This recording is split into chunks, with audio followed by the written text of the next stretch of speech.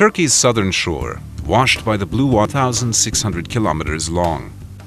Hemmed in by high mountains along much of its length, its fertile river valleys and floodplains produce valuable crops, citrus fruits, vegetables, and tropical fruits such as bananas.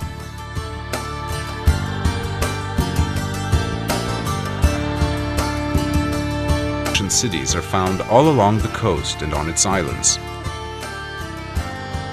as are fine beaches perfect for swimming, sunning, and water sports. The climate is mild and pleasant from April through November, followed by winter rain.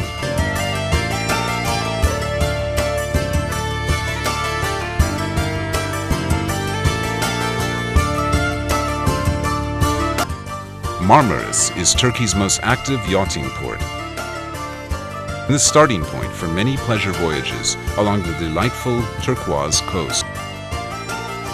From Marmaris, a long finger of land stretches westward into the sea, serving as an informal dividing line between the Aegean Sea to the north and the Mediterranean. Far out on this peninsula is Datça, an idyllic visitors and beachgoers who want to escape the bustle of the larger resorts.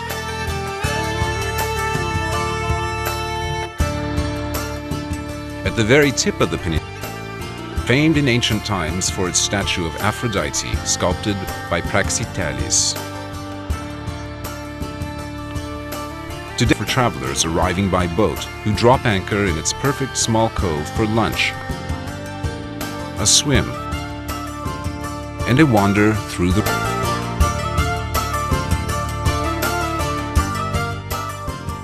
East along the coast is Fethiye, another popular yachting port, known in ancient times as Telmessus. It boasts 2,500-year-old Lycian and carved into the sheer rock face rising behind the town.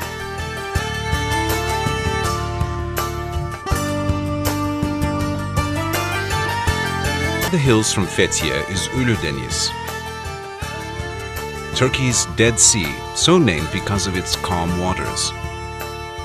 The long sandy beach here is simply perfect, drawing eager visitors from around the world.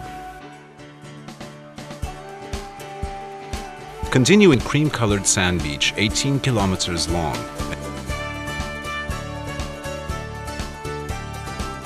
and the ruins of the ancient city where St. Nicholas.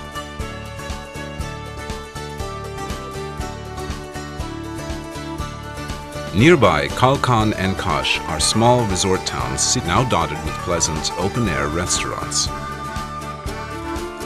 Just east of Kaş is the Kekova district. Kekova Island is covered. Kaleköy, most easily reached by boat, is a picture-perfect village nestled at the foot of a small castle.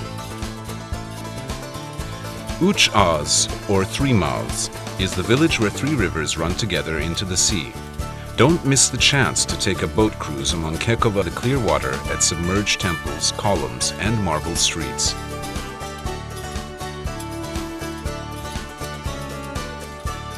Ancient Myra, the town in which St. Nicholas, later known as Father Christmas and Santa Claus, lived and worked in the 4th century.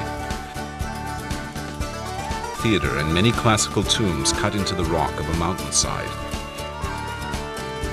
A church in the town center holds the venerated remains of St. Nicholas.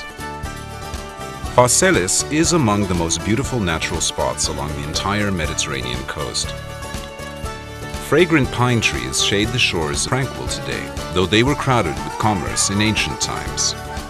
The romantic ruins of a Roman aqueduct provide the perfect classical backdrop.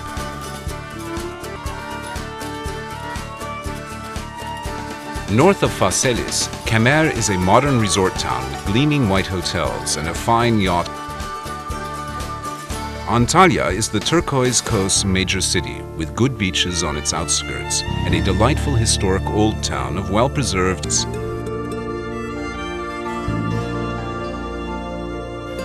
Many of these have been converted to inexpensive but comfortable pensions, and guest houses have become elegant, luxurious small inns and hotels. A short ride east of Antalya stands Aspendus. A major port city in the Roman seat. Roman theatre is the best preserved in the Eastern Mediterranean and is still used regularly for shows and concerts. National village built among the ruins of a Hellenistic and Roman city, complete with a huge theatre. On either side of the village, beaches of fine white sand.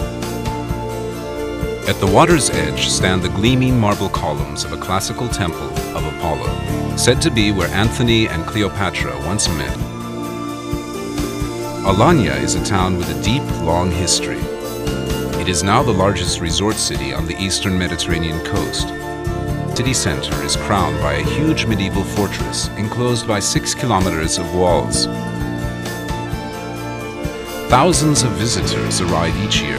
They head straight for the 22-kilometer-long beach of fine sand that extends eastward from the city, truly a prime part of the beautiful turquoise coast.